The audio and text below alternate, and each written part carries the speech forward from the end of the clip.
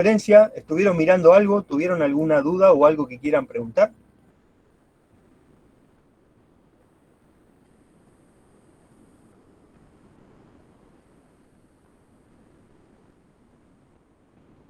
¿Se Yo, entendieron? profe, más que nada no me quedó del todo claro lo de interferencia por conducción, que era la parte teórica después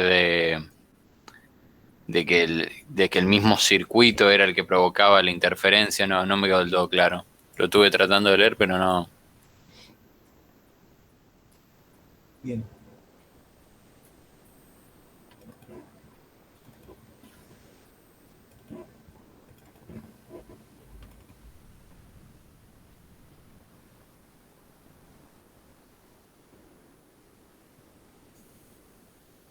La conductiva, ¿no es cierto? Sí, Bueno, esta es muy simple. Lo que tiene que haber es una conexión entre el circuito que genera la interferencia y el que yo uso para hacer la medición. ¿Cierto? Tiene que haber un cable que las una, o un componente que las una. ¿Sí? sí, ¿Dónde tengo esos casos? Bueno, en las conexiones a tierra, yo conecto a tierra muchos sistemas y utilizo un cable común para conectar todos los sistemas a tierra, ¿no es cierto? Ese cable común me puede generar este tipo de interferencia. ¿En qué otro lugar yo tengo conexiones comunes? Bueno, cuando conecto alimentación. Todos los circuitos yo los termino alimentando de lugares comunes, por ejemplo, la línea de 220 que tengo en la pared, o una fuente de una batería, una fuente de continua, pero que sea común a varios equipos.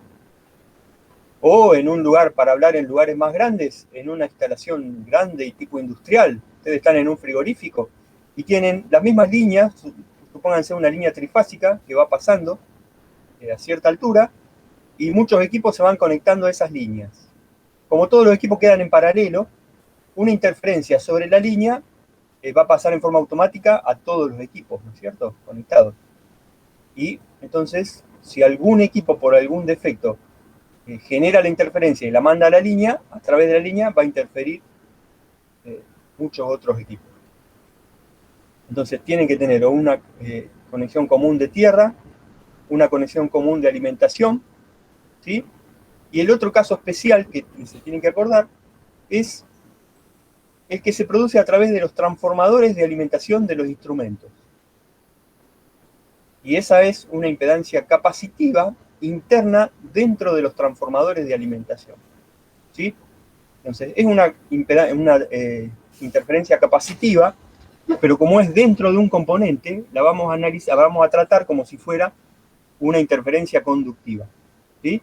La interferencia que me aparece en el lado de la alimentación de un transformador puede aparecer a el lado del secundario del transformador y interferirme eh, los circuitos del instrumento que yo estoy empleando.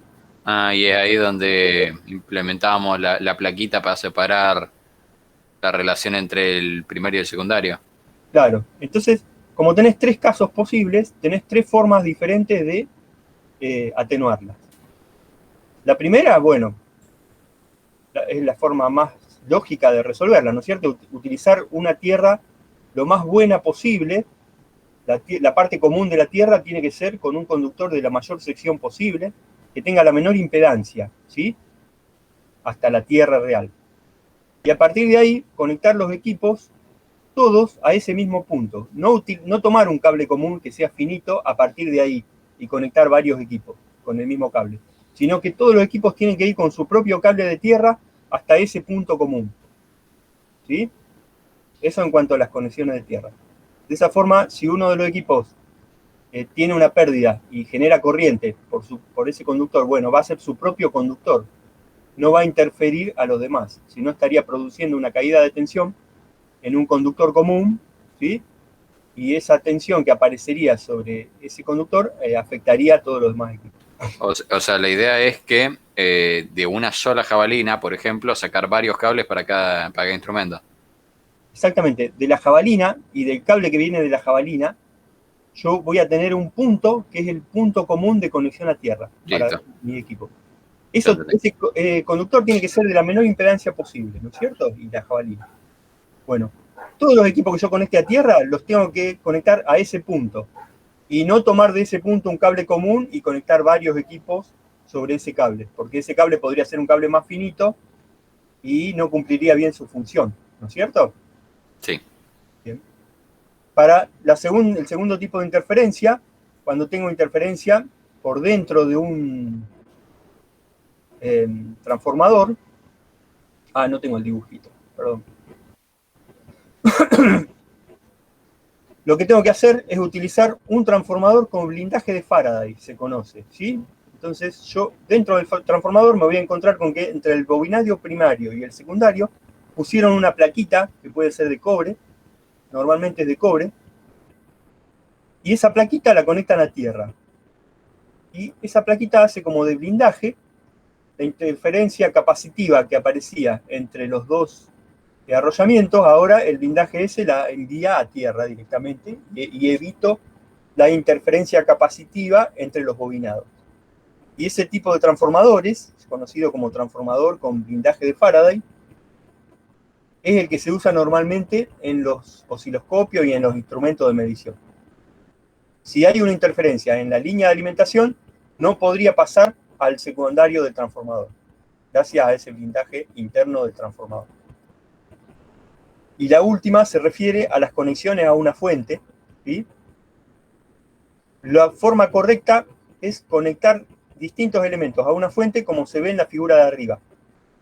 La forma incorrecta es la más práctica y es la que se ve abajo. Es la más práctica porque yo pongo dos cables a lo largo de una instalación y me voy conectando solo a esos dos cables, ¿no es cierto? Acá tengo que poner, por ejemplo, 6 cables repartidos por toda la instalación. O 2 cables por cada carga. En cambio acá tengo 2 cables nomás que van recorriendo todo y voy conectando las cargas a esos 2 cables. Bueno, esta es la más problemática. Cualquiera que me interfiera la línea, bueno, esa interferencia va a aparecer por la caída que hay en los cables de alimentación, va a aparecer en cualquiera de las otras 2 cargas. ¿Ok? Está bien, profe.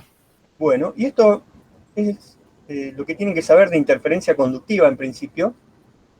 No tenemos ejercicios porque básicamente no podemos calcular nada.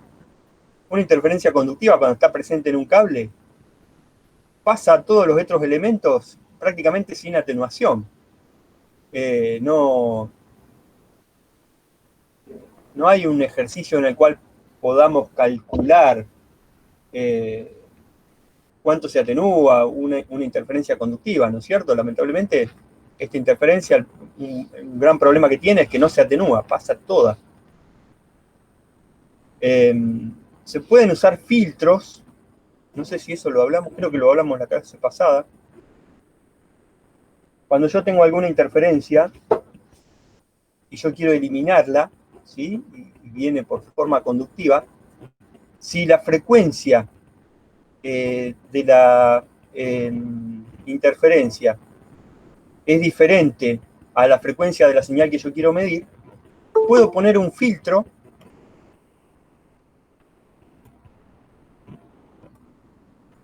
en la entrada de mi circuito de medición y ese filtro me eliminaría la interferencia. Pero esos filtros, siempre los filtros agregan fase a la señal que estoy midiendo y eso me puede traer otros problemas que ustedes los van a ver más en detalle cuando estudien materia de control, ¿no es cierto? Recuerden siempre que un filtro, nosotros diseñamos o utilizamos un filtro según la amplitud de respuesta del mismo, que deje pasar las frecuencias que a nosotros nos interesen, y tenemos en cuenta solo la respuesta de amplitud del filtro, pero existe también una respuesta de fase. Y esa respuesta de fase es tan importante que a veces puede hacer que en un sistema, si el sistema termina estando realimentado, debido a la fase que agrega el filtro, se puede volver un oscilador, se puede inestabilizar el sistema. Entonces tengan presente, ¿sí?, que pueden emplear filtros, pero en algunos casos pueden tener problemas debido a la fase que agrega el filtro. Claro. Bueno, por mi parte ya estaría. O sea, lo demás, los ejercicios de práctica son bastante claros. Sí, sí, este tema por suerte es más simple. Lo que le quería preguntar bien es cómo exactamente iba a ser la metodología del parcial del viernes. Mirá, te voy a mostrar O sea, nosotros nos conectamos el campo. a la plataforma. Va a aparecer una tarea como aparecían los demás parciales. Claro, así, mirá. Capaz que no está habilitada y por eso ustedes no la pueden ver, pero acá la van a poder ver.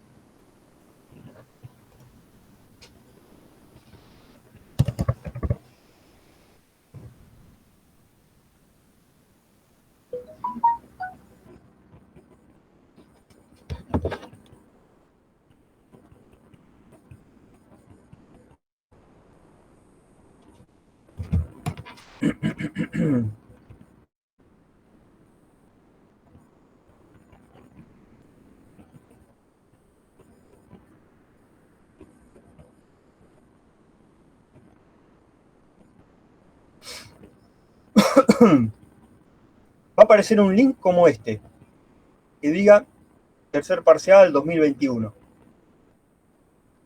Ustedes le van a hacer clic y se van a encontrar con una página como esta o directamente con el cuestionario. ¿Sí? Acá entramos en esta instancia porque ya pasó la fecha, ¿no es cierto? Pero ustedes entrarían directamente dentro del cuestionario. Vamos a hacer una previsualización para que ustedes vean lo que verían, supuestamente. Se van a encontrar con una página como esta y ustedes van a tener acá una cantidad de preguntas, ¿no es cierto? Bueno, van a empezar por la 1, el sistema le va a arrancar en la 1, entonces acá van a tener preguntitas, acá tenemos un ejemplo. Las preguntas son aleatorias, por lo tanto, no a todos les van a aparecer en el mismo orden. Si se van a copiar, tengan en cuenta eso y pásense el enunciado, no se pasen solo el número de pregunta, porque la respuesta que les van a dar va a estar mal, ¿ok? Tengan en cuenta esos detalles. Hay preguntitas y ustedes van poniendo respuestas. Por ejemplo, fíjense, mediante la acción combinada de las secciones horizontal y vertical. Acá me pregunta por los bloques dentro de un osciloscopio, ¿cierto? Con sus correspondientes funciones.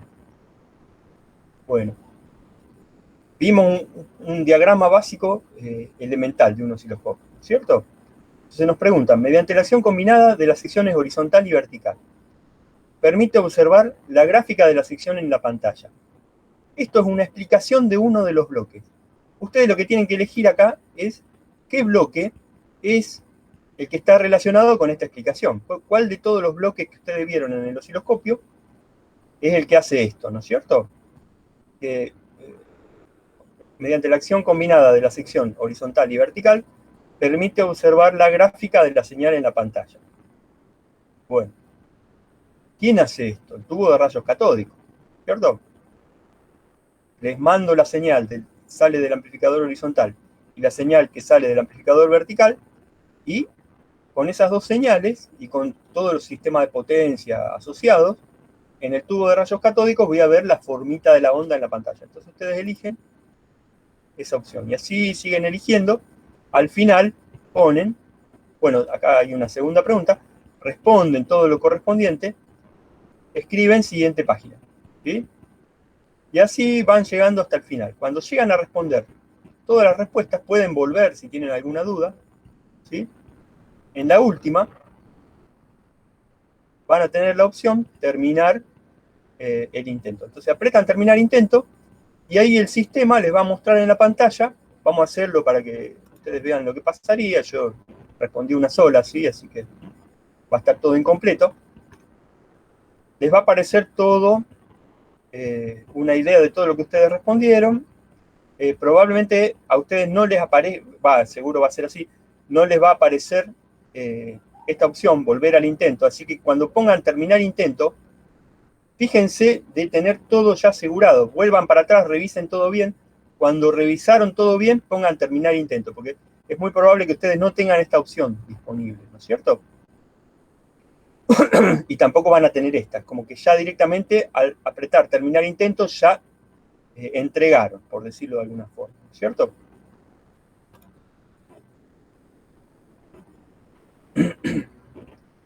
Y les va a aparecer acá la calificación correspondiente. Nosotros siempre esperamos que saquen un 10, pero bueno, si no es 10, no se preocupen, va a haber una instancia de recuperación. ¿Sí? O sea que todo lo van a tener que resolver en sus hojas, pero van a tener que responder apretando una opción de las que aparecen en la pantalla. No van a tener que escribir nada, básicamente. Y después, si quieren, algunos chicos lo pidieron, entonces nosotros agregamos en la página, algunos un año lo agregamos, otro año no, bueno, eso es si ustedes quieren. En la parte del tercer parcial, además del link para el cuestionario, le agregamos acá abajo un link más para que ustedes puedan entrar y subir foto de lo que escribieron. En el borrador que ustedes usaron, ¿sí? Si quieren, le pueden sacar una foto a eso y crearíamos, además del cuestionario, una tarea, como si fuera un parcial, como vinieron haciendo hasta ahora. Entonces se conectan ahí y suben una foto de las hojas que usaron. Y de esa forma, como que tienen un respaldo más del trabajo que hicieron. Eso sería básicamente lo que van a tener que hacer el parcial que viene. ¿Está? Profe, Sí. o sea que no hay preguntas para desarrollar, sino que es un borrador nomás que hay que subir. Claro, ustedes tienen que responder según las opciones que aparecen en el cuestionario. Claro, ahí está. Y si subís esa página, que es ese PDF en el cual está tu trabajo que vos hiciste, si hubiera alguna duda, podemos mirar ahí y decidir si respondieron bien o mal, ¿no es cierto?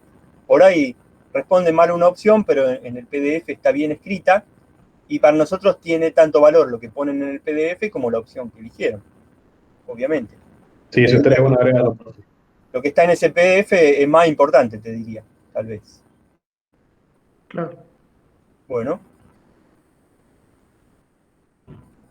Es algo que ya supuestamente tienen que haber hecho en otras materias, así que no van a tener problema con eso, no se preocupen. Si tienen problema con internet, nos avisan, vemos otra forma de que puedan enviar los resultados por WhatsApp, siempre alguna forma le fuimos encontrando. ¿Sí? Y nadie se va a quedar sin la posibilidad de rendir, si quiere rendir.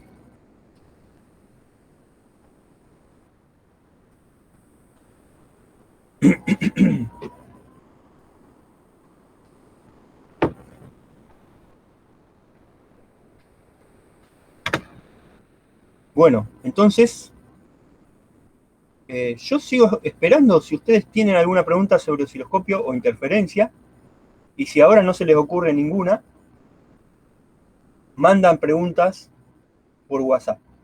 ¿Sí? Profe, una preguntita de interferencia. Dale. Del campo cercano y el campo lejano. En el campo cercano, la interferencia electromagnética y la acoplada conductivamente aparece, pero es despreciable en relación a las otras dos.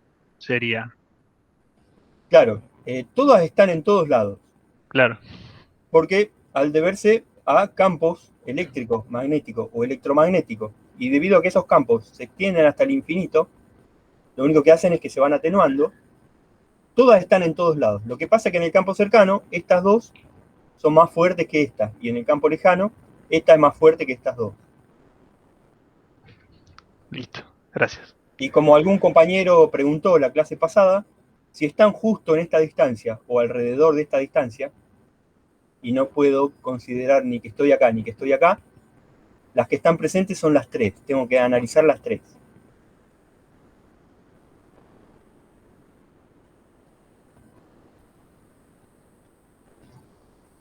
Cuando estoy justo en 3 lambda, ahí tengo que tener en cuenta las tres. Cualquiera podría ser importante. Perfecto, gracias. ¿De nada?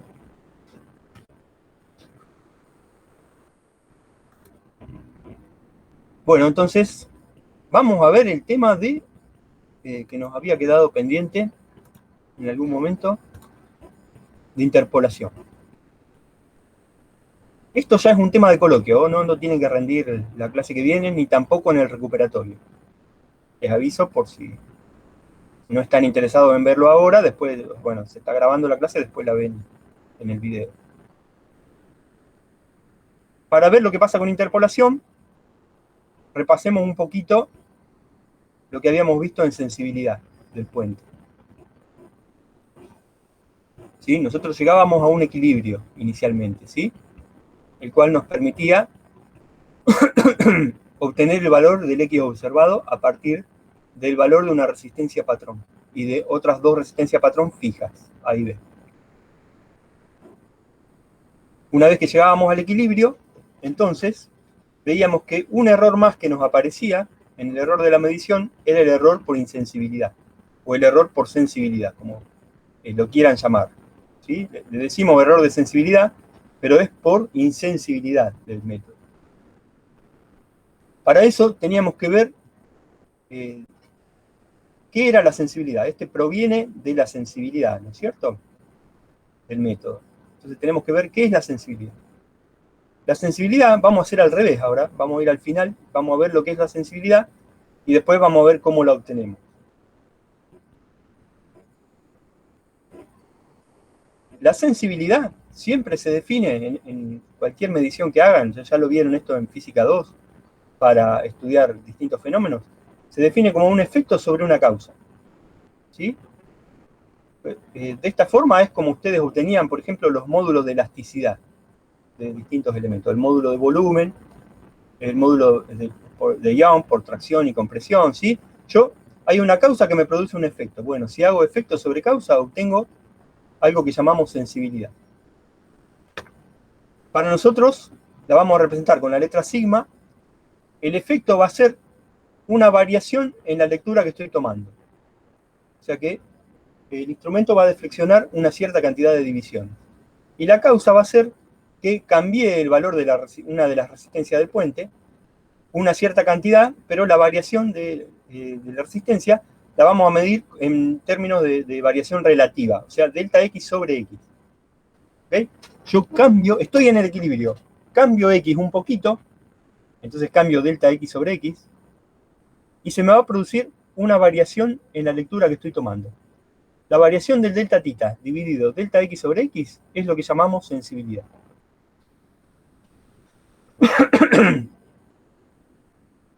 Si yo quisiera calcular el error de sensibilidad, bueno, es fácil. Es esto que está acá abajo, ¿no es cierto? Lo paso para acá arriba y me queda que el error por insensibilidad va a ser el delta tita dividido la sensibilidad. Entonces, si yo quiero el error por insensibilidad, lo único que tengo que calcular es ver cuál es la resolución de mi instrumento, cuál es la mínima cantidad de divisiones o la mínima cantidad de tensión que yo puedo leer con mi instrumento y dividirlo por la sensibilidad del método. Si hago eso, puedo obtener cuál es la mínima variación de delta X sobre X que yo puedo detectar, que también me está indicando cuál es la máxima variación que yo puedo llegar a tener sin que la detecte, ¿no es cierto? Decir que esta es la mínima variación que puedo detectar es sinónimo de decir que es la máxima variación por debajo de la cual yo no la detectaría. ¿Ok? Por eso esto es lo que determina nuestro error por falta de sensibilidad del método. Entonces, fíjense que este error es muy fácil de calcular. Yo sé que en los instrumentos que nosotros empleamos usamos un delta tita mínimo de 0,1 divisiones. ¿Cuál es el cambio de X que me produciría esas 0,1 divisiones?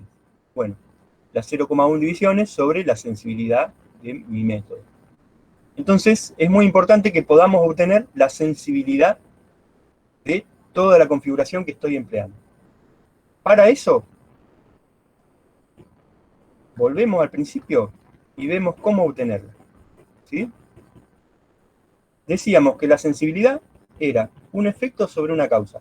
El efecto era la variación de ángulo de mi instrumento, 0,1 divisiones. Y la causa era la variación relativa de X. Entonces yo, teóricamente, partiendo del circuito, tengo que llegar a una expresión que sea del tipo delta tita del instrumento dividido delta R sobre R o delta X sobre X. Cualquiera de estas dos que varíe me serviría para obtener la sensibilidad. Lo que me conviene hacer es, en lugar de utilizar el circuito del puente, que es un circuito muy complicado, emplear un equivalente del puente, ¿sí? sería, todo el puente yo lo voy a ver como esto que veo acá. Entonces, saco el galvanómetro, perdón, voy a mirar si somos nosotros. No somos nosotros. Saco el galvanómetro y todo el resto del puente lo reemplazo por una fuente de tensión y una resistencia en serie. Todo el puente lo reemplazo por su equivalente de Thevenin, ¿sí? Entonces, después, todo el puente va a ser esto, va a ser una E de Thevenin y una R de Thevenin. Y eso es lo que le conecto al galvanómetro. Lo que tengo acá a la derecha es la resistencia del galvanómetro, ¿sí? Entonces, si yo puedo obtener el equivalente de Thevenin del puente, puedo obtener cuánto es la corriente que circula por mi galvanómetro en un circuito mucho más simple, ¿no es cierto? Entonces, para eso hallamos la E de Thevenin y la R de Thevenin. Es en realidad para que se simplifique el circuito. Después termino hallando delta y G como esta E de Thevenin dividido RG más R. Así de simple. Como lo vemos acá, ¿no es cierto? Entonces, en principio, vamos a ver cómo obtener la R de Thevenin del puente y la E de Thevenin del puente. Sacamos el galvanómetro. La R de Thevenin sería la que vemos desde estos dos extremos. Bueno, si el puente está en equilibrio, la fuente la tengo que pasivar, me queda como este cablecito que veo acá abajo, y si el puente está en equilibrio, estos dos puntos van a tener la misma tensión, por lo tanto por acá no va a haber corriente. Si por acá no hay corriente, esta rama puedo no tenerla en cuenta, en principio, ¿sí? Entonces la R que yo veo desde acá es X más A en paralelo con R más B. Y esto como que no existe. Y eso es lo que escribo acá. La R de Thevenin es X más A por R más B dividido X más A más R más B. La suma de todas las habíamos llamado S previamente. Ese paralelo de estas dos ramas lo llamo G, para trabajar con una letra sola que signifique todo esto, ¿no es cierto? En el futuro. Entonces ya encontré la R de Thevenin, o G. ¿Cuánto vale la I de Thevenin? Bueno, para la I de Thevenin tengo primero que calcular, bueno, tengo que obtener esta tensión, ¿no es cierto? Cuando esto no está. Esta tensión en vacío. Bueno, puedo usar cualquiera de estos triangulitos, o el de la izquierda o el de la derecha, ¿sí?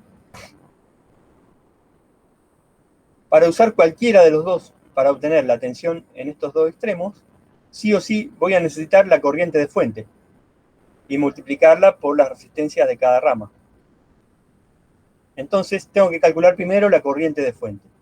Para calcular la corriente de fuente me conviene cortar acá el puente y ver el equivalente de todo el puente. Otra vez, hago lo mismo que antes, ¿no es cierto? Lo corto acá ahora y veo qué resistencia hay desde estos dos extremos para arriba. Bueno, como estamos en el equilibrio, esta corriente vale 0, entonces me olvido que esto está presente. Como la corriente en el equilibrio vale 0, bueno, es como si no estuviera, ¿no es cierto? ¿Y cuál es la resistencia que veo entre estos dos extremos? Es X más R en paralelo con A más B. Entonces, esa resistencia, que la voy a llamar F, es X más R por A más B dividido X más R más A más B, que era S. ¿Sí? Entonces, a esta resistencia la voy a llamar F. Acuérdense que la resistencia F es la equivalente del puente que veo desde la fuente. La resistencia G es la resistencia equivalente del puente que veo desde el galvanómetro. Como es desde el galvanómetro, la llamo G. Esta, como es desde la fuente, la llamo F.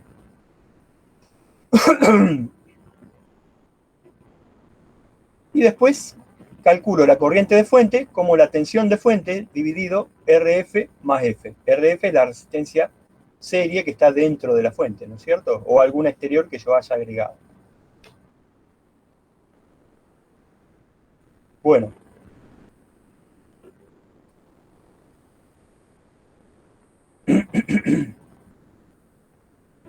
La E de Thevenin. A ver. Vamos acá a explicar qué es E de Thevenin. Mirando el circuito de arriba, la E de Thevenin la puedo obtener aplicando divisor de corriente. ¿Sí? La corriente que viene por la fuente, esta de acá, y llega a este nodo. Se divide en dos partes, una se va por arriba y otra se va por abajo. Entonces, ¿qué tengo que hacer yo para conocer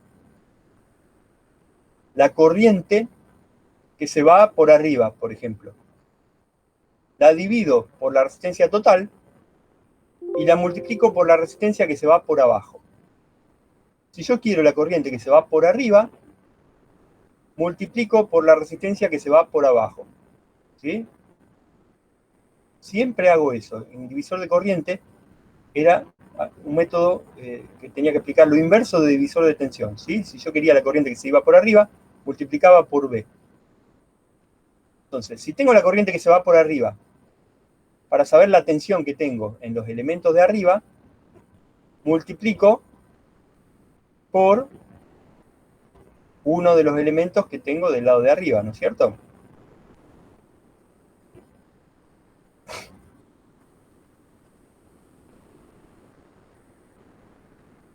Entonces, ¿cómo hago para obtener la E de Thevenin? Primero, a la I de fuente la divido por S. La dividí por las 4 resistencias. Después tengo que multiplicar por la resistencia que a mí no me interesa. Para conocer una de las dos corrientes, multiplico por la resistencia del otro lado. ¿Sí? Y ahí tengo la parte de corriente que a mí me está interesando. ¿Sí?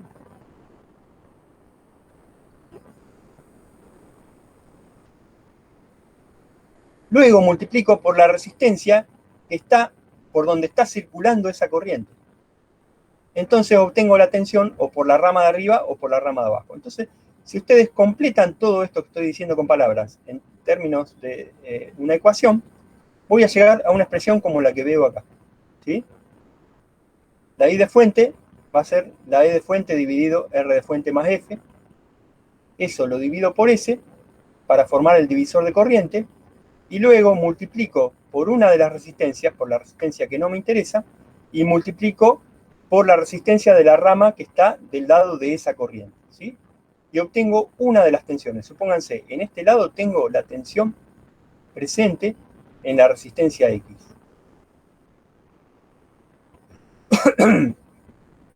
Por este lado de acá tendría la otra tensión del triangulito, ¿no es cierto?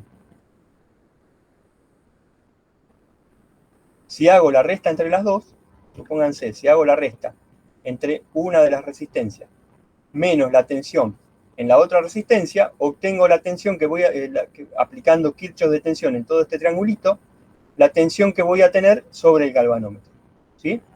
Entonces, en esta resta, lo que tengo es el Kirchhoff de tensión en el triangulito de la izquierda. Y cada una de las tensiones las fui calculando con la corriente obtenida a partir del divisor de corriente en el nodo donde se divide IF. Esto, en la práctica, cuando lo hagamos la clase que viene, paso por paso, van a ver que es muy fácil de aplicar, ¿sí? Acá en la teoría por ahí parece raro porque estamos trabajando con letras, ¿sí? Pero en la práctica, cuando vayamos calculando cada uno de estos elementos individualmente, van a ver que es muy fácil, es muy fácil. Primero, obtenemos la resistencia F, toda esta que vemos acá. Después obtenemos la IF como la tensión de la fuente dividido RF más F. Esa es toda la corriente que viene por acá. Después aplicamos el divisor de corriente en cualquiera de estos dos nodos y a la corriente que nosotros estemos calculando, o la de arriba o la de abajo, la multiplicamos por la resistencia de esa rama. Supónganse que ustedes obtienen la corriente de arriba.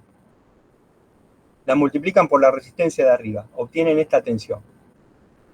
Luego, con la corriente de abajo, multiplicándola por la resistencia de abajo, obtienen esta tensión.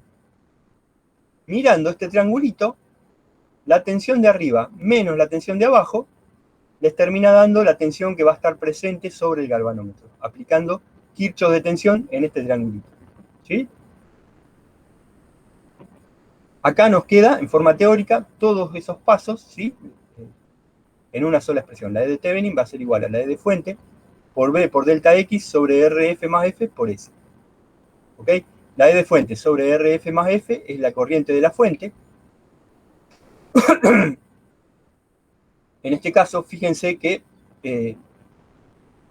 en la parte donde se me restan las dos tensiones, si estoy en el equilibrio, el B por el X se me va a restar con el A por el R, eso es igual a 0 siempre, si estoy en el equilibrio, pero el B por delta X no se me termina cancelando. Entonces acá siempre me va a aparecer el valor este, B por delta X. ¿Está? La E de Thevenin va a depender del valor de delta X, en que yo esté cambiando la resistencia incógnita o la resistencia patrón. Acá arriba puede aparecer B por delta X, o en algunos casos les puede aparecer A por delta R. Ustedes pueden considerar que en lugar de cambiar el valor de X, están cambiando el valor de R.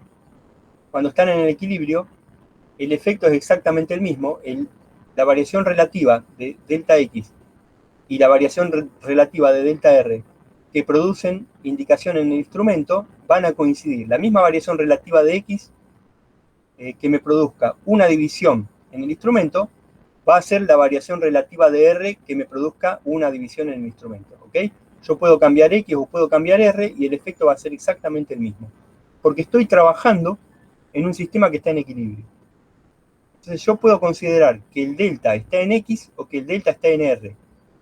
Si considero que el delta está en X, uno de los términos que me va a aparecer es A por delta X.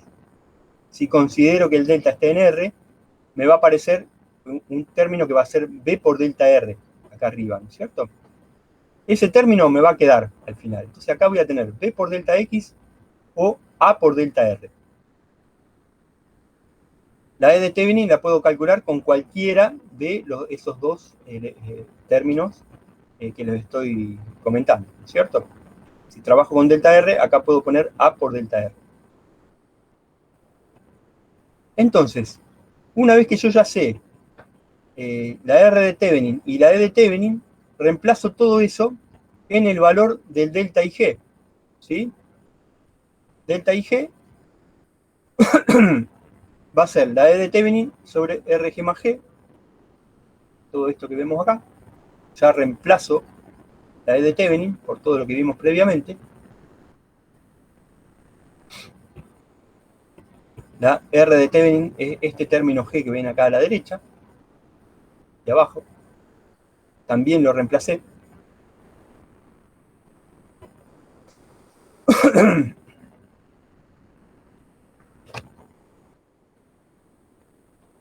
Y ahora, un paso más que voy a hacer es el siguiente.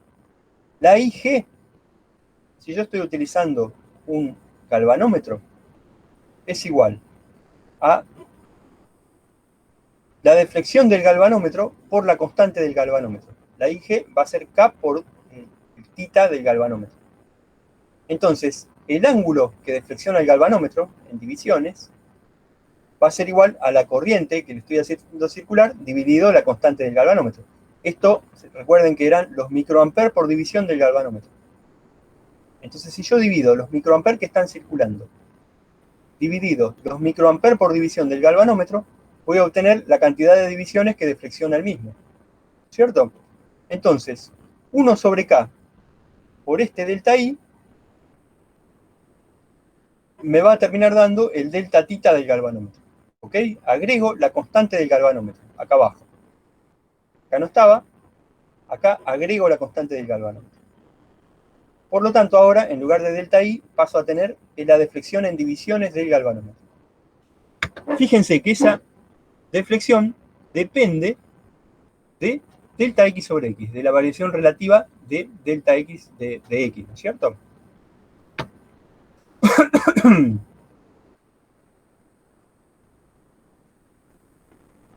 Si este delta tita es el delta tita mínimo, cualquier delta tita menor a este, menor a 0,1 divisiones, yo no lo podría estar observando en la escala.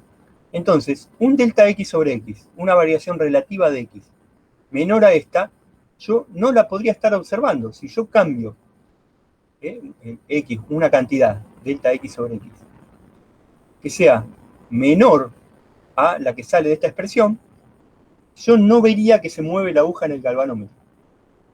Estoy en el caso en que toda la disposición es poco sensible.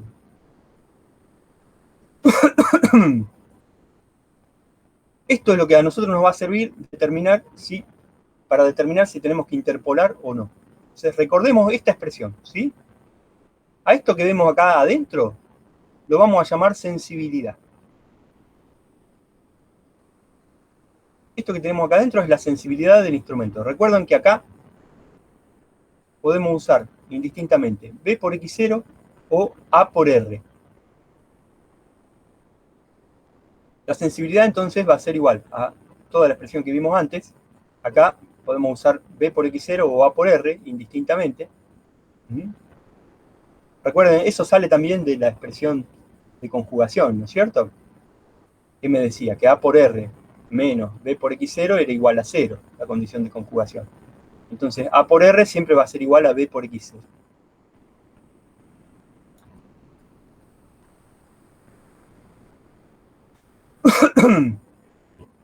Y el error por insensibilidad lo puedo calcular como el delta tita mínimo sobre la sensibilidad. O también, si quieren, pueden calcular el delta tita, ¿sí?, observado como la sensibilidad por el delta X sobre X producido, ¿no es cierto? Un delta tita que se va a observar en la escala del instrumento va a ser igual a la sensibilidad por el delta X sobre X que ustedes están produciendo, sea en X o sea en R. Cuando trabajen acá con el B por X0, recuerden trabajar en este lugar con delta X sobre X0. Cuando trabajen acá con B por R, acá no tienen que usar el delta X sobre X0, sino que tienen que emplear delta R sobre R. Que en definitiva tienen el mismo valor, ¿sí? Cuando estoy en el equilibrio, el delta X sobre X y el delta R sobre R, los mismos valores de ambos me van a producir la misma desviación del instrumento. Entonces, de este lado tienen que emplear la misma variable que utilizan acá.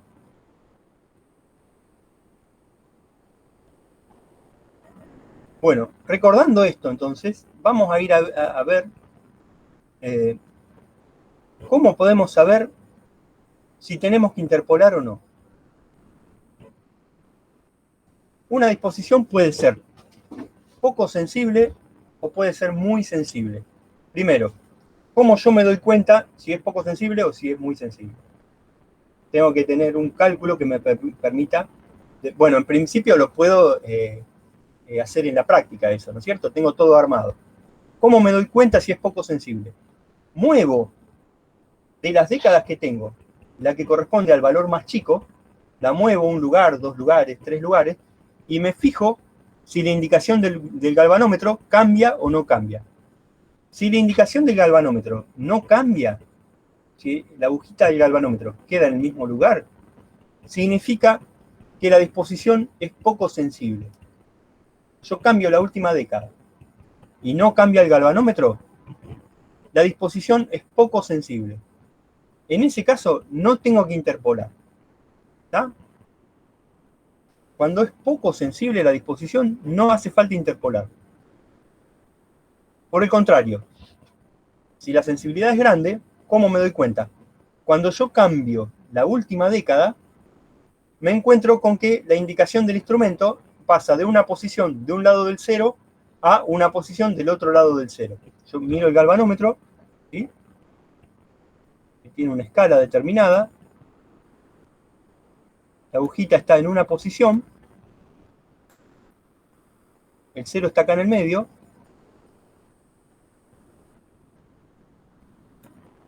y cuando cambio la caja de décadas, la última década, la de R más chiquita, en un solo salto, me encuentro con que la aguja pasa de un lado del cero al otro lado del cero. Ahí estoy en una configuración que es muy sensible. Al ser tan sensible, yo nunca veo la aguja en el cero, me salta de un lugar al otro. Fíjense que el salto de una caja de década de resistencia más chiquita es el mínimo salto que yo puedo dar, porque no tengo otra década más a la derecha que pueda cambiar, ¿no es cierto? La sensibilidad es muy grande y no puedo encontrar el 0. Cuando estoy en este caso, tengo que interpolar. Cuando estoy en estos casos, tengo que interpolar. En forma práctica me doy cuenta muy fácil, voy y cambio un valor, una vez que ya llegué al equilibrio, cambio en un saltito la década más chica y me fijo si pasa esto. Si no pasa esto, la disposición es poco sensible y no hay que interpolar. Si pasa esto, la disposición es muy sensible, la sensibilidad es muy grande y sí tengo que interpolar. ¿Está?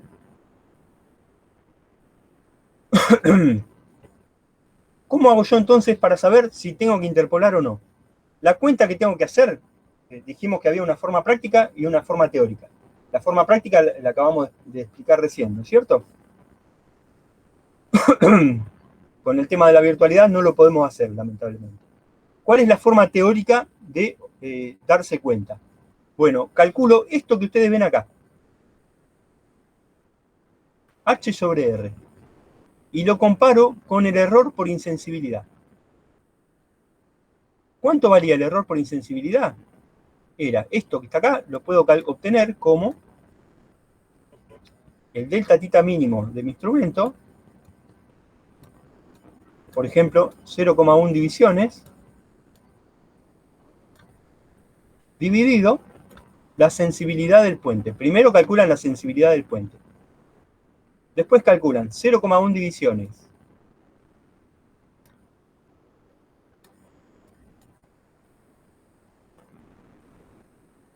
dividido la sensibilidad del puente, que también va a estar en divisiones. Bueno, eso es el error de sensibilidad. ¿Cómo calculan esto que está acá? Esto que está acá es, por ejemplo, si están utilizando décadas de 1000, de 100, de 10 y de 1 ohm, H valdría 1 ohm. Si están usando décadas de 1000, de 100, de 10, de 1 y de 0,1 ohm, H vale 0,1 ohm. ¿Está? O sea que H no siempre vale 1 ohm. Es la resistencia, el valor de resistencia más chica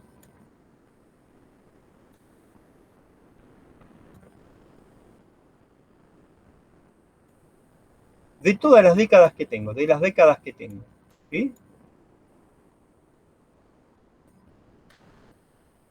Yo tengo 5 décadas, supónganse, de 1000, de 100, de 10, no importa, todas las que tenga, de 1 megón, no importa cuál sea la más grande. Me fijo cuál es la más chiquita.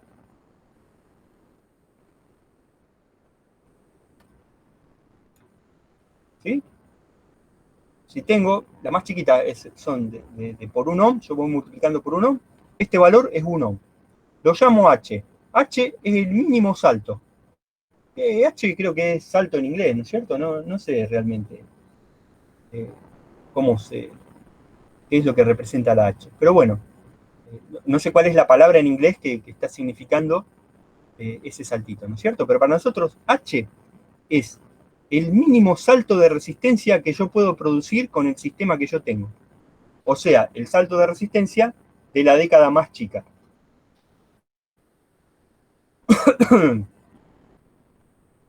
Si llegué al equilibrio para una R de 3300 ohm, acá abajo tengo que poner esa R del equilibrio, 3300 ohm, ¿sí? O sea, ¿qué valor va acá abajo? La que salió del R del equilibrio. Cuando logré el equilibrio en el puente, esa R pongo acá. Si fue una medición y me dio 3300 ohm, acá pongo 3300 ohm. Si fue 3301, acá pongo 3301. Perfecto. Sí, escucho. Pregunta, si en vez de haber calculado con X y variación de X, hubiésemos calculado con R y variación de R, ese sería X0. Sería X, el que está abajo, el que llegó Claro. al equilibrio. El X0, exactamente. Ustedes acá ponen la variación más chica de X y acá ponen el valor de X que observaron. Claro, Pero, o sea, dependiendo cuál varía el otro. sí, Pero en un Está bien. sistema normalmente ustedes no conocen X, la quieren hallar a X, y lo que van cambiando es la resistencia patrón, o Está sea, bien. R, ¿no es cierto? Sí, sí. Entonces siempre, a fines prácticos, sobre lo que ustedes tienen control es sobre R. En forma teórica, yo acá, en la expresión de la sensibilidad, puedo poner B por X0 o A por R. Teóricamente es lo mismo, por la expresión de la conjugación, ¿no es cierto? Claro. A por R menos B por X0 es igual a 0. Es lo mismo, pero para los fines prácticos, yo tengo que usar R, porque lo que yo conozco es R en principio, que lo veo de la caja de donde están las llaves de la caja de década. Está bien, profe. Ahí me quedó claro. ¿No? Sí, sí. Entonces nosotros siempre escribimos R acá, porque son los valores que usamos prácticamente en el laboratorio. Si ustedes en un caso especial, en una medición, pudieron ir cambiando el valor de X y saben cuánto es el valor mínimo del salto de X y saben cuál es el valor de X, acá pueden usar delta X sobre X0 perfectamente. ¿Sí? Y calculando esto, la más chica de los cambios de R dividido R, comparándolo con el error de sensibilidad, ustedes pueden saber si tienen que interpolar o no. Prácticamente se observa que si esto es mucho más grande que esto, pasa lo que decíamos previamente, que el sistema es muy sensible y salto de una posición de la indicación a estar del otro lado del cero. En cambio, si este h sobre r es mucho menor que delta x sobre x0, bueno, el saltito es muy chiquito, entonces estoy en el caso en que no puedo ver esto y estoy en el caso en que la disposición es poco sensible. ¿Ok? Que sea poco sensible no es algo malo, ojo. Significa que tengo muchas décadas. ¿Ok? Si pongo más décadas, se me hace cada vez menos sensible. Imagínense que cada década de resistencia más chica, cuando ustedes la cambian, la indicación se mueve cada vez menos en la escala del instrumento, ¿no es cierto? Las décadas de mayor resistencia producen una variación más grande del galvanómetro. O sea que esto que ustedes ven acá, como por estar la palabra poco, no lo relacionen con algo malo. En realidad es algo bueno, significa que tengo más décadas colocadas en el sistema. Si coloco una década más, se me hace menos sensible el sistema, porque el H pasa a tener un valor más chiquito, la décima parte que antes, entonces estoy en una condición en que esto no se cumple y no tengo que interpolar, ¿sí? Es algo bueno que no tenga que interpolar. ¿Cuándo tengo que interpolar? Tengo que interpolar cuando tengo pocas décadas. Si estoy trabajando con 3 décadas y necesitaría 4, como la cuarta no la tengo, la tercera me produce este efecto, que yo salto de un lado al otro de la escala. Necesitaría una década más para que esto me quede dividido en 10 partes, ¿no es cierto? Y llegar al 0. Estoy en este caso porque tengo pocas décadas. Entonces, o agrego una década más, o tengo que interpolar. Si tengo la década, la agrego, y si no, hago el procedimiento que sigue a continuación. ¿Cómo hago? Bueno, primero verifican esto, ¿no es cierto? Si estoy en este caso que se ve acá, tengo que interpolar. Si estoy en el caso contrario, no tengo que interpolar. ¿Cómo hago para interpolar? Esta gráfica que se ve acá a la izquierda, lo que me representa en el eje X es el cambio de la resistencia patrón. Acá a la izquierda tengo el valor R y a la derecha tengo un saltito más de la resistencia más chica, o sea, R más H. ¿Tá? Yo cambié acá de un valor R a un valor R más H. Cuando estaba con la resistencia patrón en el valor R, yo veía un valor tita 1 en el instrumento, de un lado del 0. Cuando cambio a R más H, aumento en 1 las décadas más chiquitas, me voy a una indicación del otro lado del instrumento, del otro lado del 0. ¿Está?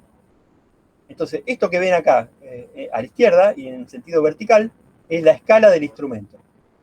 Esta escala que acá la veo como una circunferencia, ¿cierto? Esto de acá de la izquierda es la escala del instrumento. yo pasé de un tita 1 antes del 0 a un tita 2 después del 0, al cambiar de R a R más H. Bueno, la interpolación es lo mismo que vimos para transformador de intensidad, ¿no es cierto? Yo tengo que obtener un valor de R que esté acá en el medio, justo acá en el medio, entre R y R más H. Conozco R más H menos R, que es H, ¿no es cierto? Entonces, aplico semejanza de triángulos, trabajo con el triángulo de acá arriba, ¿sí? Calculo esta pendiente, después trabajo con el triángulo de acá abajo, y con la pendiente puedo calcular esta cantidad que me falta. ¿Está? Entonces, como el triángulo de abajo, este de acá, el chiquito, y al triángulo grande son semejantes, esta pendiente va a ser la misma para los dos, ¿no es cierto? Para el triángulo grande, ¿cuánto vale la pendiente? Vale delta I sobre delta X.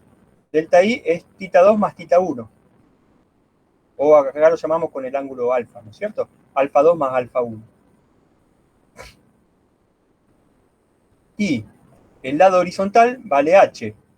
Entonces la pendiente va a ser tita 1 más tita 2 dividido H. Acá lo estoy poniendo ya al revés, ¿no es cierto? Si esa pendiente se va a conservar en el triángulo chiquito, ¿sí? Y si yo esa pendiente la afecto por el valor tita 1 o alfa 1, como lo veo acá, lo que voy a obtener es esta distancia más cortita, que es lo que le falta a R para llegar al valor que quiero obtener, ¿no es cierto? Entonces, a R, ¿qué le tengo que sumar? Le tengo que sumar H por alfa 1 dividido alfa 1 más alfa 2. Es interpolar entre estos dos valores de R y R más H.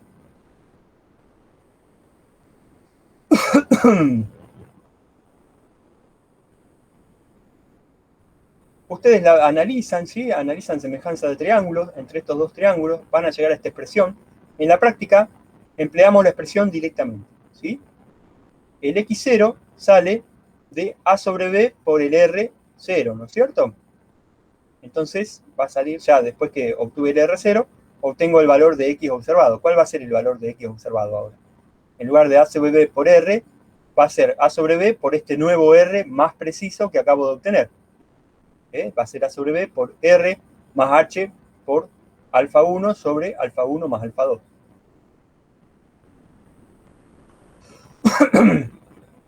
Todo lo que está entre paréntesis, acá, es este valor de R, que es un valor de R que está entre R y R más H, y es un valor más preciso, es como si hubiera agregado una década a mi caja de décadas, y como esta deflexión normalmente es lineal, ¿sí? Porque son deflexiones chiquitas alrededor del 0, bueno, me permite ganar una década sin poner la década en la práctica.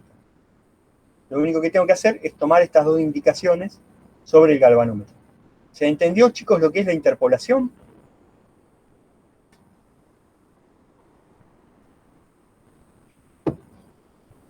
Sí, sí.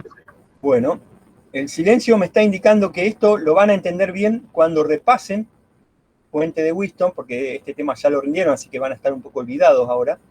Cuando lo repasen para el coloquio, bueno, se van a acordar un poco mejor, se van a acordar que X0 era A sobre B por R. Bueno, acá lo único que hacemos es reemplazar R por un nuevo R que lo obtenemos por interpolación, nada más. Y la interpolación la obtenemos por semejanza de triángulo. Es así de simple, chicos. Bueno, si yo ahora agarro y propago todas estas expresiones, para obtener cuál sería el error, ¿sí? ¿Qué error tenía yo para X0? Era delta A sobre A más delta B sobre B más delta R sobre R. Pero ahora en lugar de R tengo todo esto que está acá adentro. Tendría que propagar la expresión. Si faltaba algo, ahora encima tenemos que propagar esta expresión.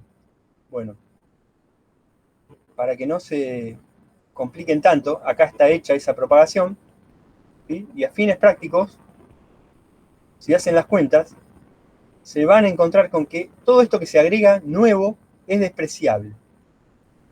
¿Sí? Si calculan con valores numéricos, se hace todo despreciable Y el delta X sobre X se puede considerar que es delta A sobre A, más delta B sobre B, más delta R sobre R, y no considero el error por insensibilidad. Entonces, por tomarme el trabajo de hacer la interpolación, si pude interpolar, me independizo un poco del error por insensibilidad. Obviamente, la sensibilidad la tuve que calcular igual, porque para poder interpolar, acá necesitaba la sensibilidad, ¿no es cierto? Este error lo tuve que obtener igual. Para obtener este error, tuve que obtener la sensibilidad. Así que la sensibilidad la van a tener que calcular siempre. Pero si hacen el cálculo de interpolación y obtienen el R por interpolación, y obtienen el X0 con el R0, con el que sale de la interpolación, no tienen que agregar acá el error por insensibilidad. ¿Ok? Desaparece este error y tengo un valor de X más preciso que lo obtuve a través de la interpolación. Entonces, en la pregunta de teoría, nunca va a aparecer esta demostración, nunca les vamos a pedir este cálculo. Lo que sí les vamos a pedir que sepan es que cuando aplico interpolación, no es necesario agregar acá el error por insensibilidad. Este error que antes sumábamos, ahora no lo agregamos. ¿Ok? Por lo tanto, como es algo que no agregamos, ¿qué sentido tiene que ustedes sepan esto de memoria, ¿no es cierto?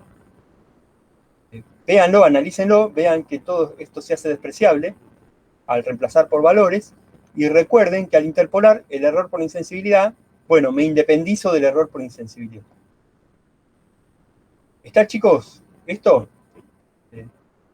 Alguien me va a decir que sí, ¿no? No hay problema. Si no lo entendieron hasta ahora, después lo repasan cuando repasen este tema para el coloquio. No, profe, se entendió. Perfecto. Bueno, como tenemos un poco más de tiempo, lo que yo les voy a proponer ahora, si tienen preguntas, me hacen preguntas. Si no, vamos a empezar a analizar un poco el puente de Kelvin y la resistencia de bajo valor. ¿Alguien quiere preguntar algo en el chat? No, no hay nada en el chat.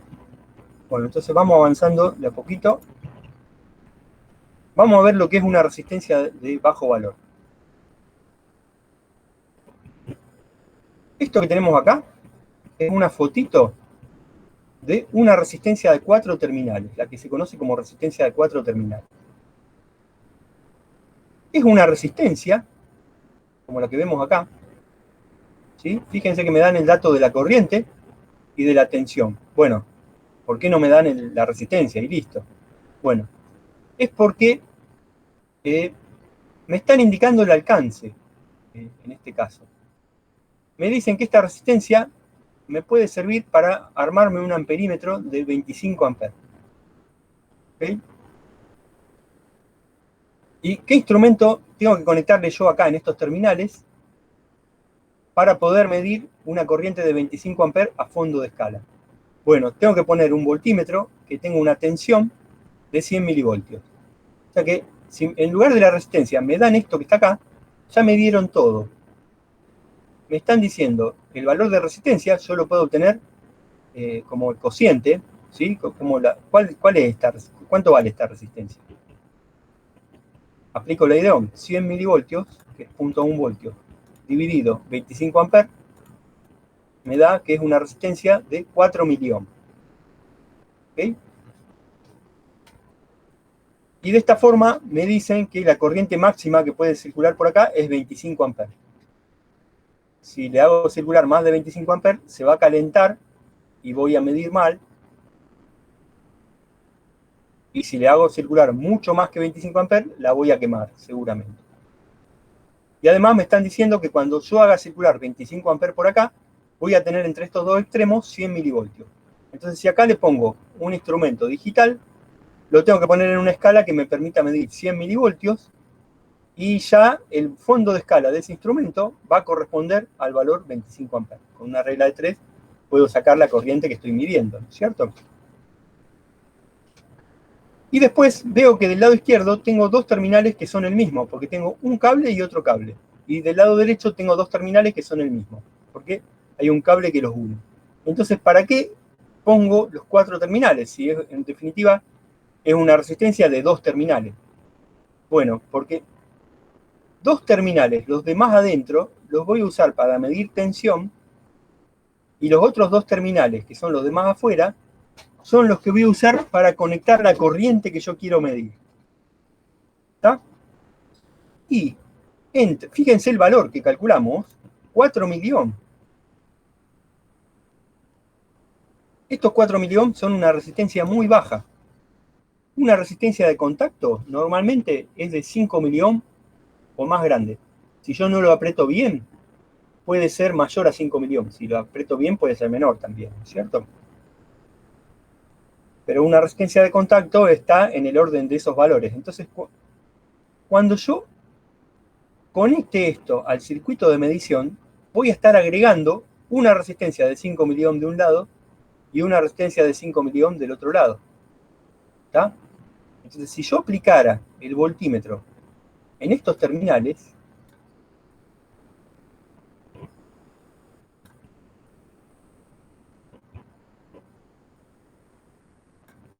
conecto todo el circuito exterior, lo abro, ¿no es cierto?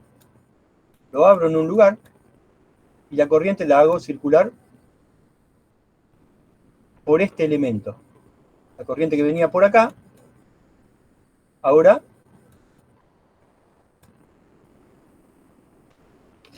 y se iba al circuito, abro este circuito y la hago circular por este elemento.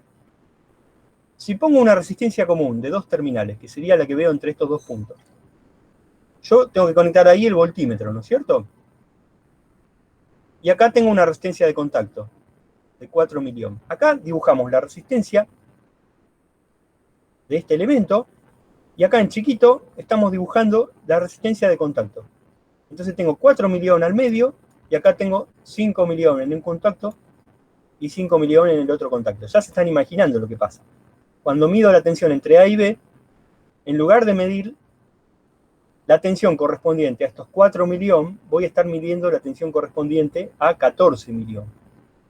Y si estaban circulando 10 amperes, en lugar de 4 milivolts, voy a estar midiendo 14 milivolts. ¿Ok? Entonces voy a decir, no están circulando 10 amperes, están circulando como 28 amperes. ¿Sí? Es muy importante, en resistencias muy chiquitas, el efecto de las resistencias de contacto. Y hacen que yo vea un valor de resistencia distinto al que tengo entre los 2 terminales. Entonces, como lo importante acá es lo que yo voy a estar mirando en el voltímetro, genero 2 terminales auxiliares por los cuales la única corriente que va a pasar es la corriente del voltímetro. Ustedes ya saben que la resistencia de un voltímetro es muy grande, ¿no es cierto? De un voltímetro digital, para ver un caso extremo, era de 10 megohms. Entonces las corrientes por él eran del orden de microamperes. ¿Sí? Entonces, por acá voy a tener circulando toda la corriente que estoy midiendo por el circuito horizontal. Pero por este circuito vertical va a estar circulando solo la corriente por el voltímetro. Entonces, el voltímetro, en lugar de conectarlo en estos 2 terminales, como yo dibujé acá, lo conecto en los 2 terminales de acá adentro. ¿Está? Los 2 terminales internos de la resistencia de 4 terminales son los que se conocen como terminales de tensión. Es como si yo conectara el voltímetro acá entre C y D, ¿sí? Entonces la tensión que mido ahora no tiene los efectos de la caída de tensión en la resistencia de contacto que están presentes en los terminales de corriente. ¿Ok? Estas 2 resistencias chiquitas están presentes en los terminales de corriente. Al yo conectar el voltímetro en los terminales de tensión, no mido la caída en esas 2 resistencias. Esas 2 resistencias van a seguir estando presentes, pero ya no me afectan mi medición. Para eso se emplea el modelo de resistencia de bajo valor, ¿sí? O modelo de resistencia de 4 terminales. La resistencia va a quedar definida como la tensión que mido entre C y D, dividido la corriente que aplico entre A y B. ¿Está? La corriente la aplico entre los 2 terminales exteriores, y la tensión la voy a medir entre los dos terminales interiores.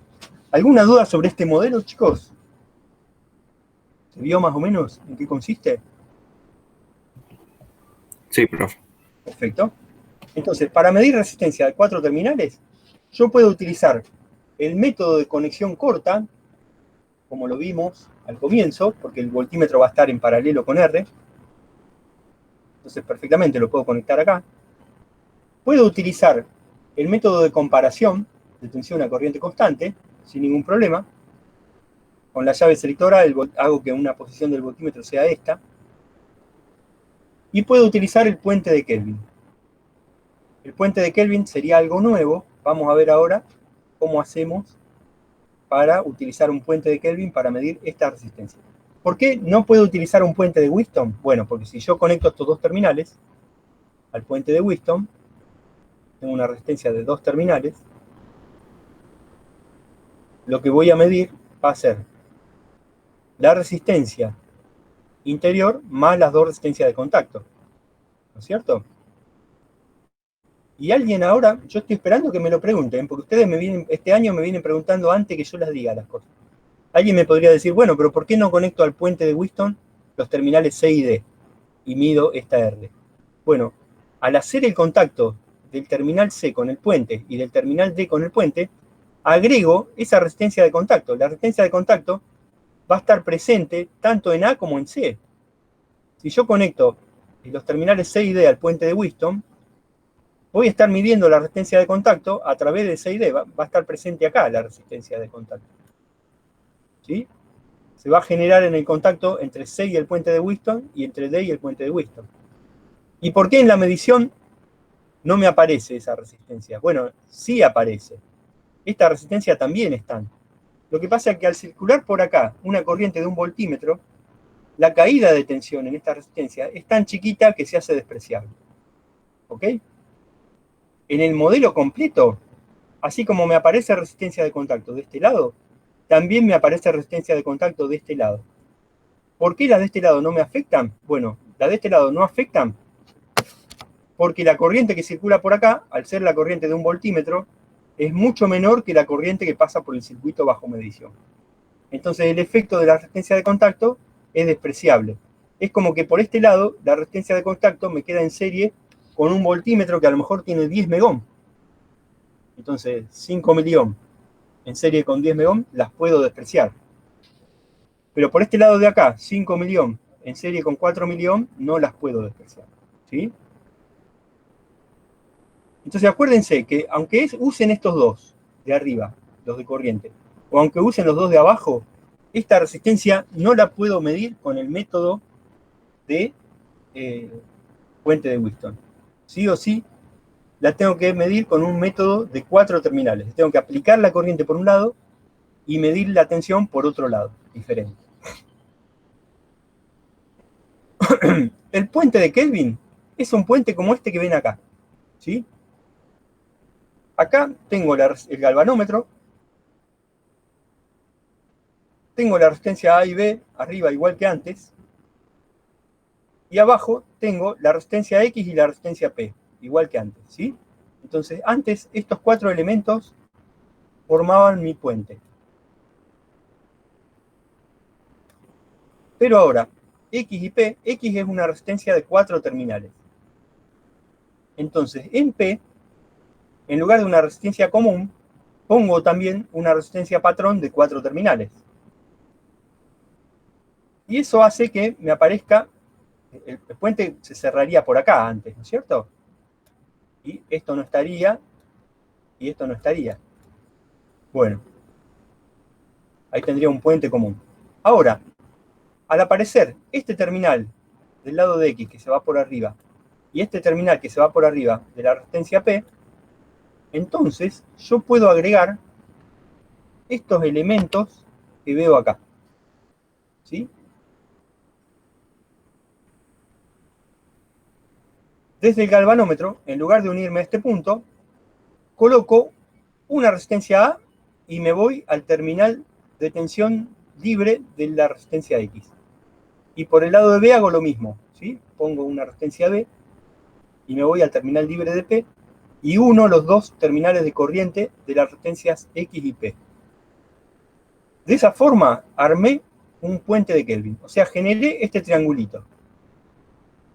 Esto es lo único nuevo, este triangulito. Este triangulito antes era un nodo. En un punto se unían los dos terminales de X y P junto con el terminal que bajaba del galvanómetro. Ahora agregué esto que está acá. ¿Qué son esta A minúscula y esta B minúscula?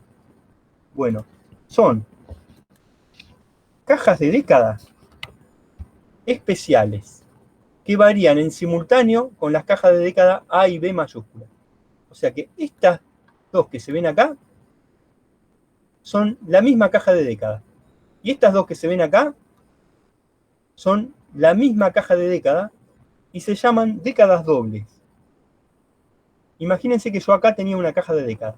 Ahora tengo una caja de década doble. Tengo las mismas llavecitas que antes, pero en lugar de tener dos terminales entre los cuales aparece esta resistencia A, tengo 4 terminales.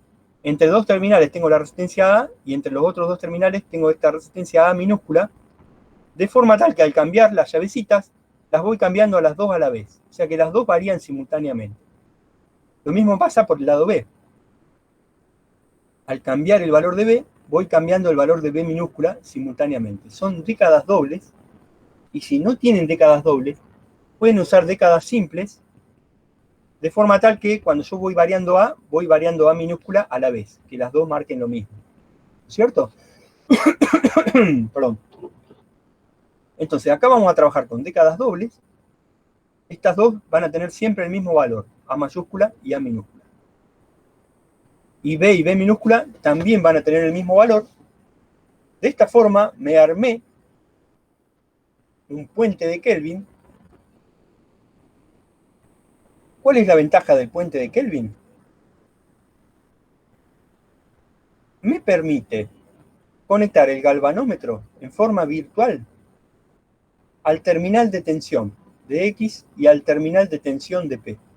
Entonces, desaparece el efecto de la resistencia de contacto interiores. La resistencia de contacto interiores de X y de P, que estaban acá, en serie acá y acá,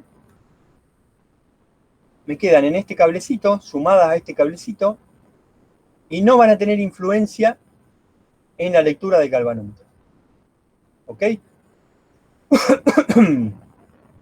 ¿Cómo podemos demostrar eso? Bueno, haciendo una transformación estrella-triángulo o triángulo-estrella, lo que yo tengo en ese triangulito del medio, lo puedo hacer corresponder a esto que veo acá. Recuerden de teoría del circuito las formulitas, ¿sí? Esto lo puedo dibujar como esto que veo acá. Entonces, en serie con el galvanómetro me va a quedar este elemento O. ¿Cuánto vale O? A por B sobre A más B más L. En serie con la resistencia X incógnita me va a quedar M. ¿Cuánto vale M? A por L sobre A más B más L.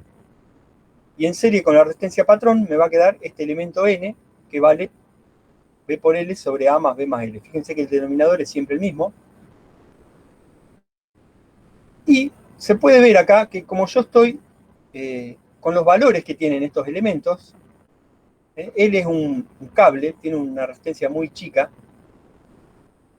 Entonces, este elemento y este elemento se hacen prácticamente despreciables, este M y este N. ¿Está? Entonces, esto se hace despreciable. Se hace despreciable porque tengo el L multiplicando acá arriba, y se hace despreciable porque lo estoy dividiendo por A más B. ¿Ok? Que son resistencias normales, de décadas normales. A lo mejor A y B tienen 1000 ohm, mientras que L es un cable que tiene menos de 1 ohm seguro, ¿no es cierto? Entonces, son resistencias que tienen valores despreciables. M y N las puedo descartar. Y la resistencia O, además, me va a quedar en serie con el galvanómetro. Como el galvanómetro está midiendo corriente, no me interesa que me aparezca esta resistencia O en serie con el galvanómetro. Entonces, el efecto de estas tres resistencias es despreciable, y gracias a utilizar una caja de décadas dobles, yo puedo resolver al puente de Kelvin como un puente de Wheatstone. Dibujo el circuito equivalente con estos tres elementos, acá, en lugar de tener todo eso que tenía antes, lo reemplazo todo por la estrella equivalente. En lugar de poner todo esto, pongo la estrella equivalente, ¿sí? Y ahora lo analizo como si fuera un puente de Wheaton común. ¿Ok? Si esto ahora pasa a ser un puente de Wheaton común, bueno, ustedes ya lo saben resolver. Yo puedo hallar el valor de X como P por A sobre B. ¿Está? Acá hay una pequeña demostración, ¿sí? Que el valor de X ahora sería P por A sobre B más todo este término que se ve acá. Todo este término que se ve acá es considerar también a M y a N, ¿no es cierto? Los elementos M y N que se me agregaron. Bueno, si se me agregaron estos elementos M y N, yo tengo que agregar la expresión de cada uno, ¿no es cierto? Entonces pongo en la rama A, en lugar de la expresión de conjugación va a ser, en lugar de A por P igual B por X, va a ser A por P más N, que es todo esto, igual a B por X más M, que es todo esto. ¿No es cierto? A por P más N, menos B por X más N igual a 0. Entonces de ahí me sale que la X en realidad no es P por A más B, sino que es P por A más B más todo esto que está acá. Reemplazando y haciendo toda la demostración correspondiente. Pero si yo estoy usando décadas dobles, A mayúscula es igual a A minúscula y B minúscula es igual a B mayúscula, entonces este paréntesis se anula. Este paréntesis se hace 0 y todo este término se hace 0, y gracias a utilizar décadas dobles, el puente de Kelvin yo lo puedo directamente analizar como un puente de Wheaton común, y la X observada es P por A más B. A partir de acá, chicos, la resolución es la misma que la de un puente de Wheaton común. Entonces, ¿qué hicieron ustedes para medir una resistencia incógnita? Primero, armé un puente de Kelvin en lugar de un puente de Wheaton, ¿sí? Si la resistencia incógnita es de 4 terminales, me armo un puente de Kelvin. ¿Qué significa armar un puente de Kelvin? Significa utilizar una resistencia patrón de 4 terminales, acá, y armar este circuito empleando décadas dobles. Después que yo arme eso, lo utilizo, lo empleo al circuito igual que un puente de Wheaton. Busco el equilibrio variando, en este caso, variando A y B, ¿no es cierto? No puedo variar P porque es una resistencia de 4 terminales. Acá lo que tengo que hacer es variar A y variar P. Entonces, voy cambiando A y voy cambiando P hasta que llego al equilibrio. Dejo en A un valor fijo, supónganse 1000 ohm, y voy cambiando B. Hasta llegar al B, dejo B en un valor fijo, supónganse 1000 ohm, y voy cambiando A. Hasta que en una posición llegué al equilibrio. En esa posición, por lo que vimos recientemente, puedo calcular todo, ya hice todo lo que tenía que hacer, ¿sí? Para asegurarme de que a partir de ahora lo puedo resolver como si fuera un puente de Wheaton común. ¿Cuánto vale X? P por A sobre B, directamente. ¿Cuánto vale X? P por A sobre B. ¿Y cuánto vale delta X sobre X? Bueno, va a ser delta A sobre A más delta B sobre B más delta P sobre P más el error por insensibilidad. Todos esos elementos, que es lo mismo que vimos en el puente de Wheaton común, también se calculan de forma similar al puente de Wheaton común. ¿Ok? El error va a ser el mismo de antes. Podemos, acá en el apunte está hay algunos cálculos más que nos permiten ver cómo se van simplificando el delta A sobre A, el delta B sobre B, el delta P sobre P y la sensibilidad. Podemos hacer algunas simplificaciones más, que las vamos a ver en la clase que viene. Entonces, en el puente de Kelvin, se puede calcular más fácil la sensibilidad. ¿Sí? Gracias a que vemos que estas son más chicas, mucho más chicas que estas, la X es mucho más chica que A y la P es mucho más chica que B, podemos calcular más fácil la sensibilidad. La corriente de fuente pasa principalmente por abajo, la corriente por A y B eso es mucho más chica, podemos despreciar esa corriente, Entonces podemos calcular la sensibilidad teniendo en cuenta solo la rama de la resistencia incógnita. Y vamos a ver la clase que viene que se simplifica la expresión de la sensibilidad y la expresión del error por insensibilidad. ¿Sí? Hasta acá llegamos hoy, chicos. ¿Tuvieron alguna duda? ¿Algo que quieran preguntar?